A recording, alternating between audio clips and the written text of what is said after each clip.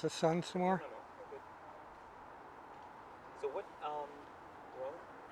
what did you learn as an editor of H Plus magazine? The main thing I learned from H plus, I mean, there's so much stuff happening in the world of Excuse me. Can you rephrase because I want you to mention H Plus magazine Okay, because we're not going to hear I my get it. question. I get it. Yeah, the main one of the main things I learned from editing H plus magazine was how much stuff is actually going on.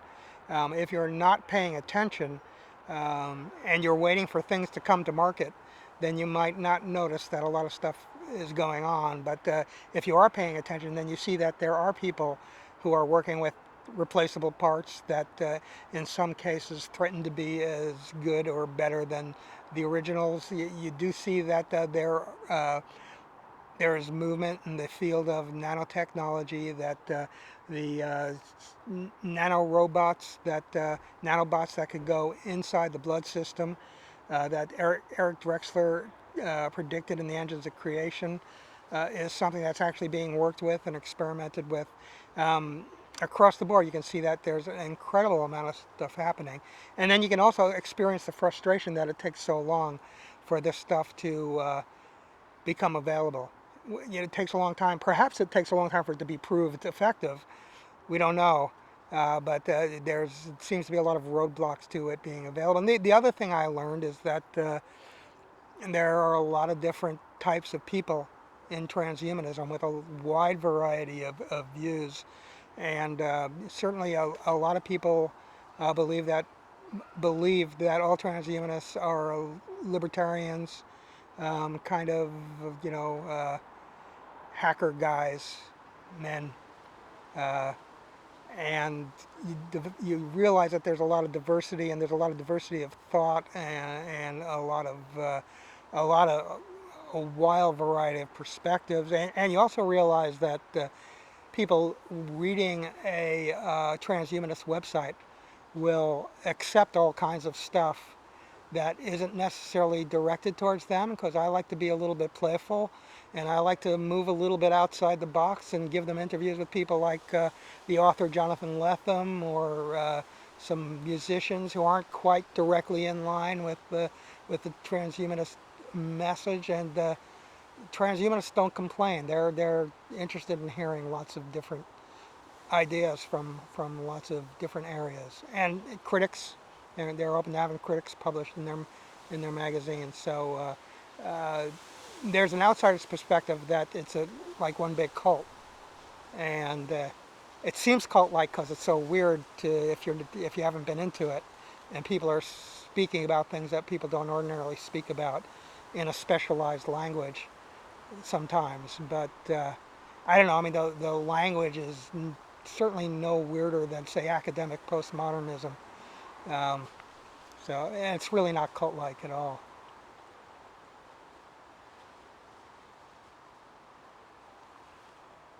So, what? Yeah, go ahead. You can bring. What would be the definition of the technological singularity for you? Okay, well, I just go along the definition of the technological singularity for me is, I go along with what Werner Vinge said. Werner Vinge was a science fiction writer who originally wrote of the idea of the technological singularity. Specifically, I mean, he alluded to it earlier, but specifically wrote about it in 1993. And he said it was a time when artificial intelligence becomes more intelligent than human beings. And once it does that, its impulse will just to keep getting more intelligent, so that the AIs will be to humans sort of like what humans are to bugs or something like that. They'll be that much more intelligent. And his notion of singularity is that once that happens, we can't predict anything. We don't know. We're no longer the main factor in evolution, so we can't predict what's going to happen. And that's, I sort of, he was the one who came up with it, and why not embrace his definition of it? I'm not necessarily in favor of it. Um, I'm in favor of transhumanism and human enhancement, and having artificial intelligence as helpers for human beings, and possibly taking them inside of us and in combination, combining with AIs. But um, I don't necessarily believe the singularity will happen, and I'm not necessarily in favor of it. I am in favor of transhumanism and human enhancement.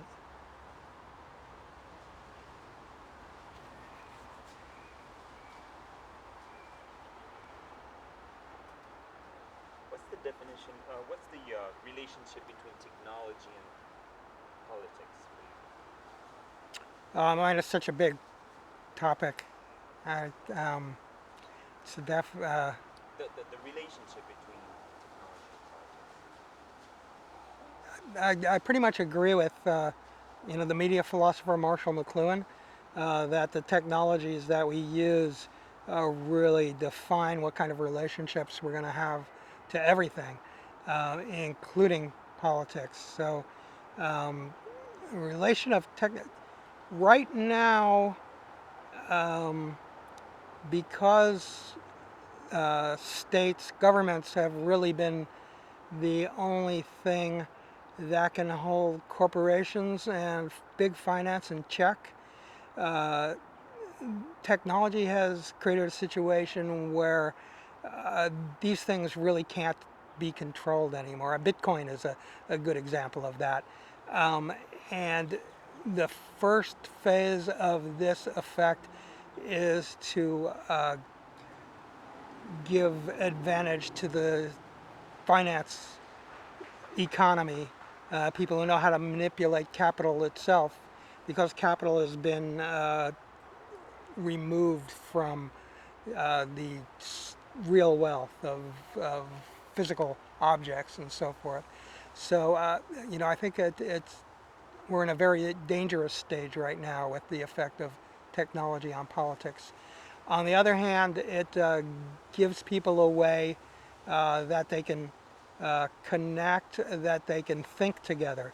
You can really begin to get large numbers of people uh, thinking together, forming political consensus together at distances and in larger numbers. So I'm not a member of the Transhumanist Party. I'm a member of the Open Source Party. And the Open Source Party advocates transparency, democracy, and civil liberties. And we think that people can use this technology to self-organize and sort of bootstrap themselves into a position where they will have more power as compared to the super wealthy and the various institutions, the security industrial complex, military industrial complex, and so forth, that oil and so forth, that currently holds power. Um, and then, I mean, there's also the invention of stuff. Solar power eventually becomes cheaper than oil and that sort of thing. But I think it requires some political pressure to move this stuff forward. I don't think that legacy industries like oil step aside as solar when solar is ready to take its place. I think solar is ready to take its place now, as a matter of fact. But they're going to make sure that people don't believe that for as long as possible.